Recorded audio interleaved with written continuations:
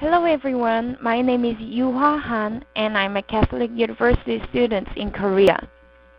And I'd like to read a movie whose title is The Joy Luck Club.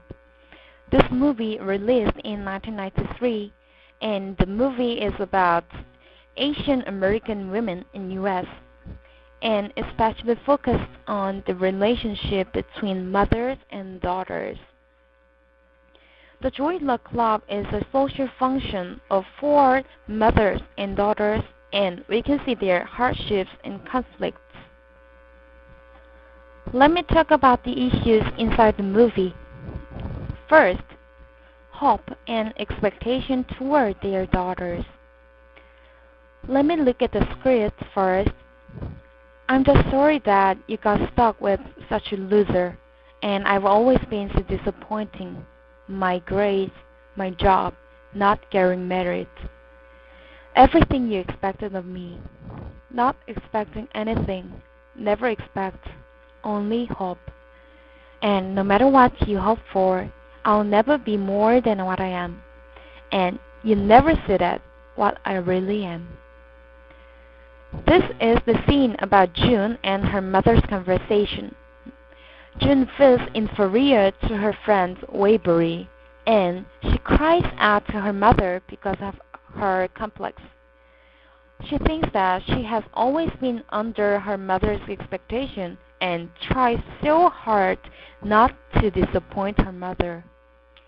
In 1940, Asian immigrants had American dream to have a successful life in US, but they had a hard time to overcome cultural and economical matters.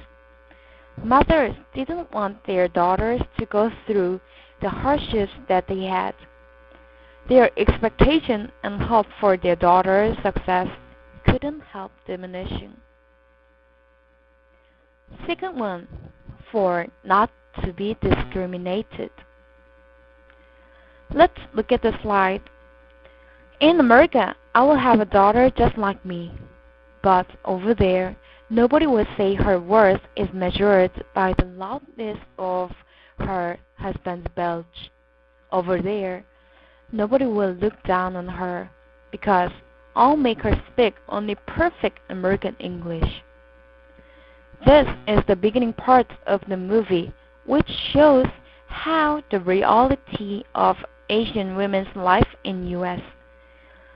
Look at the script saying that nobody will say her worth is measured by the loudness of her husband's belch is telling us what status of Asian women were like. We can also see that Asian women had a language problem and they wanted their daughters to be perfect American, not to be discriminated on racial and sexual reasons. However, the more daughters in the movie have perfect American English skills, the more gap comes between daughters and mothers. For example, Jean May realized that she and her mother have used different language, and it is the reason that they could have not been understanding each other well. Third, gap between mothers and daughters. Why does my daughter think she is translating English for me? Maybe I don't go. What do you mean? Maybe I don't go to your wedding. Oh, don't be ridiculous. Maybe already ridiculous. My hair too ridiculous for future husband's family. I could see her face looking at me, but not seeing me. She was ashamed, so ashamed to be my daughter. Lindo, who is the mother of Weibury, feels humiliated about that her daughter Weibury is worried about old-fashioned Chinese mother and even ashamed of her. Lindo was born as the daughter of a poor farmer in China, and Weibury is a successful tax authority. The gap of social class causes conflict between them. Fourth, status and archetypes of Asian women. Patriarchy system had Asian women to be submissive and the women needed to hide their feeling, pain, ambitions. Asian women suffered from sexual discrimination too. Let me talk about archetypes. One of the Asian women's images that exists in imagination of Americans is submissive and passive women, such as Chinese dolls and geishas.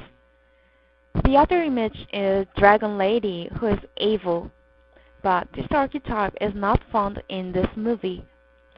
Also, Asian women are standardized as mothers who always sacrifice themselves and prostitutes, victims, or even slaves.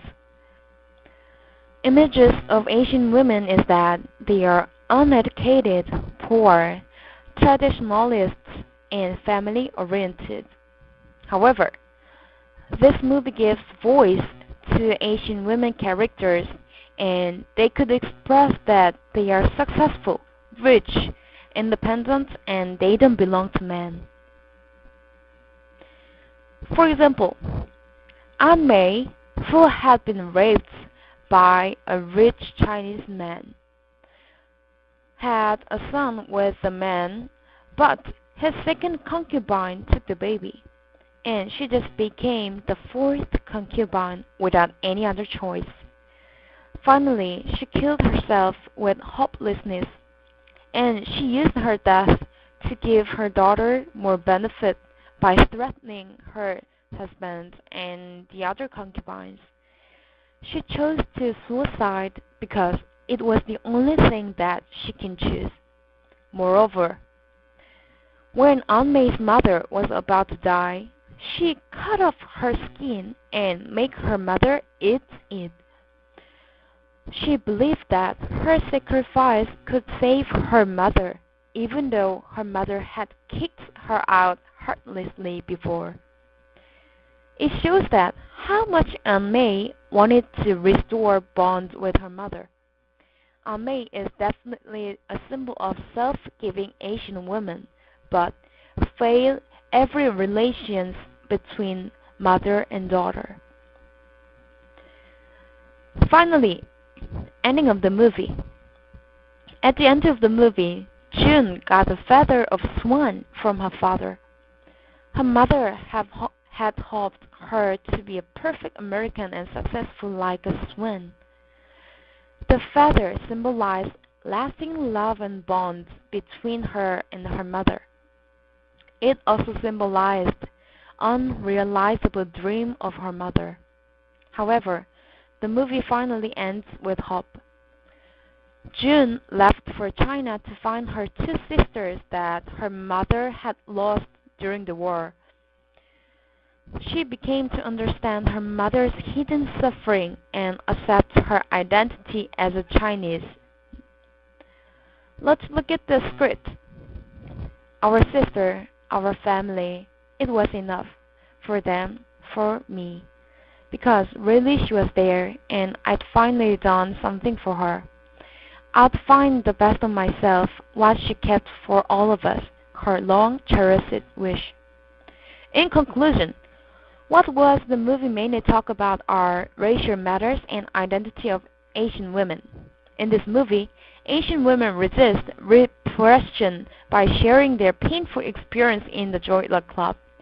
The mothers had needed to be silent about their repression in China, even though their desires and independence as women had been denied. The women in the movie didn't lose their strength inside and endure hardships. They rather learned strategy to survive.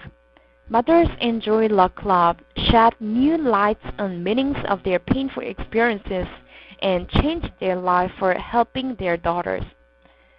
By sharing experiences and resisting the problems they faced in their own ways, they identify themselves not only as Chinese but also as women.